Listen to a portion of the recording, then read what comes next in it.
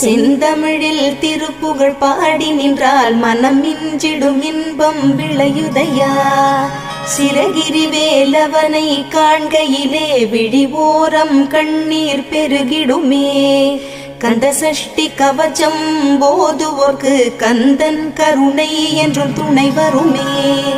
பங்குனி உத்திர நாளினிலே உனை நினைந்தே காவடி சுமந்து வந்தோம். புன்னகை புரியும் ஷண்முகனே உன் சன்னதி தேடி ஓடி வந்தோம். உன் பதம் பணிவது என் தவமே, என் மனதில் நிறைந்திடும் உன்முகமே.